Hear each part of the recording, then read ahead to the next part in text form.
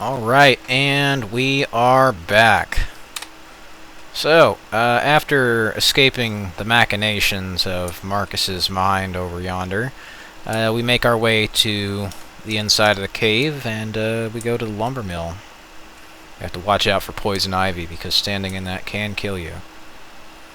So this here is level 5, the ultimatum. Now originally it was called the lumber mill investigation, but I shortened it to ultimatum simply because I felt that was a much easier name to understand, and it kind of was more to the point of what this chapter actually is. So here there's a couple of fun things. If the game does break, you have my full permission. Like if there's cutscenes or shit that just won't work, you can fucking break out of the map. Like for instance, you could jump up there and just spam the sprint and jump up the wall, and you get out of the map fairly easily, for instance. But over here, there's a secret pickaxe, and if you press E, you can use it, but I'm not going to pick it up.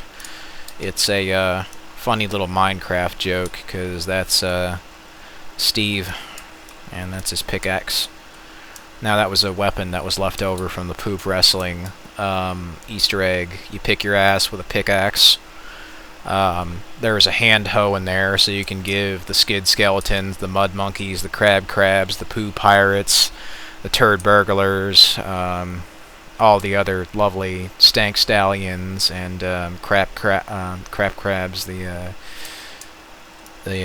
cows, and whatever the fuck else.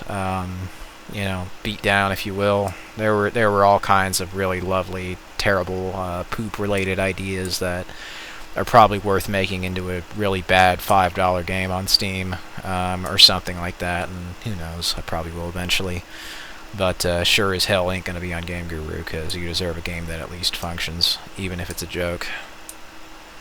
You should be able to get more than like fucking 10 frames a second. But anyway. Here we are, a bunch of stalled vehicles in the tunnel of death. Tanks and bodies and trucks with the lights still on, some of them. So we go this way. There's a big sort of overgrown tunnel as you get outside, and yes, the poison ivy can actually hurt you if you stand in it, so... This level got a fairly decent redo at the end of development, but unfortunately it just bugged out the other levels around it, so... As far as I could tell, just straight up replacing one-to-one the levels from the editor with levels in the game, but naming them the same thing did work, as long as you had the same beginnings and endings of said levels. You could technically replace my levels in my game with almost anything you wanted, so... Modifying shit isn't hard, you just need a copy of Game Guru.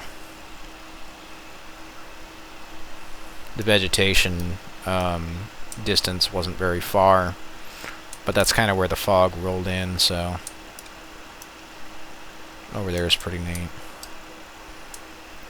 But as we can see, it's very bright. It's overcast, though. Originally the time of day was sunset here, but... that kind of caused a weird time skip issue, so I had to turn it back to midday to kind of make it so it would fit with the good path. So what you can do is you look around, and there's a note here. Mike, stop leaving the barracks key outside. Management. Now, originally it said barracks to the right, nothing to the left or something. Storage to the left, I forget, but...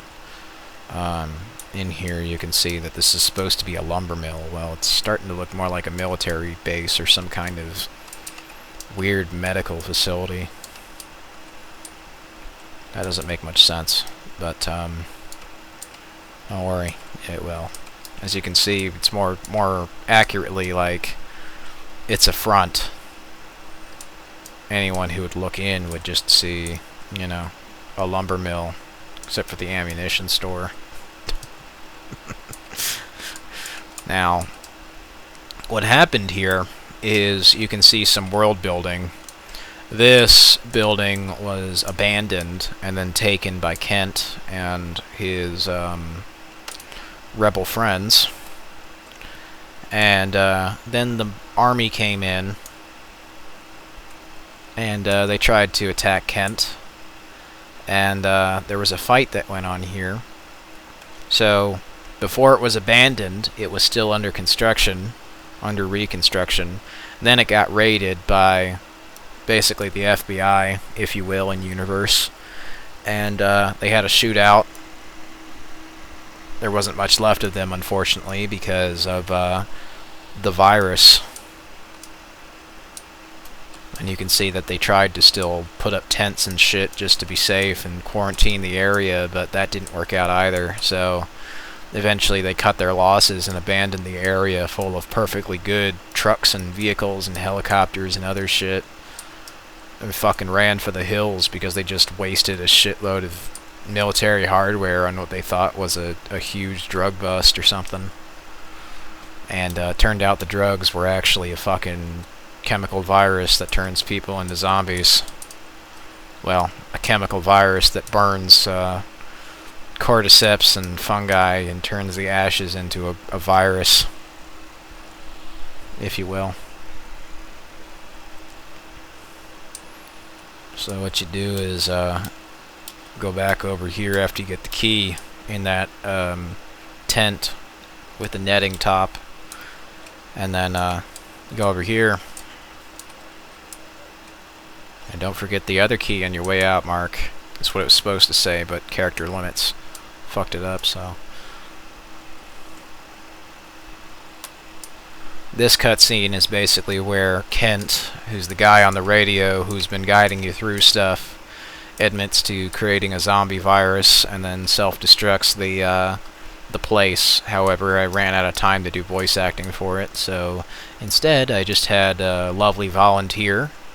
Her name is Athena, and she did the voice for Aurora in the music. However, there was another lady by the name of Jessie who did the Aurora voice for other stuff. And there were two Auroras, if you will.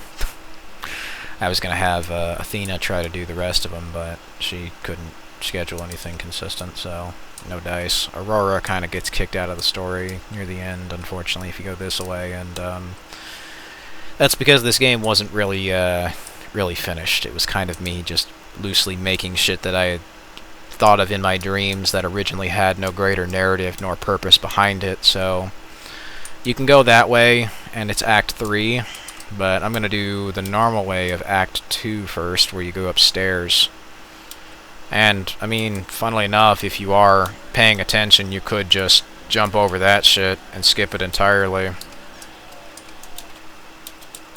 So Marcus breaks the fourth wall here.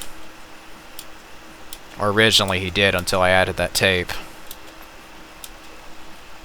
There were also more weeds here in the actual trench, so there would have been that poison ivy bit set up, and this way would have been blocked off with a giant drainage ditch tube and a fence that blocked it. So what they were going to do was use it as a drainage ditch, which kind of gave the explanation for why there was this big-ass ditch, but unfortunately couldn't use that because the engine crashed, so that was fun. But you can run from these guys, or you can fight them. It's up to you. George and his buddies want your brains, and they'll try to kill you. But yeah, you don't have to just run. You can totally just gun them all down if you want. One thing I did add, actually, is the blood effect, which originally was not something that Game Guru did, but you could get little scripts for it, so thanks to Corrosion for that. I found that on the store, because he's a better programmer at this shit than I am, so. Anyway, I guess that ends that part. We're gonna go do the bad path first. Act 2.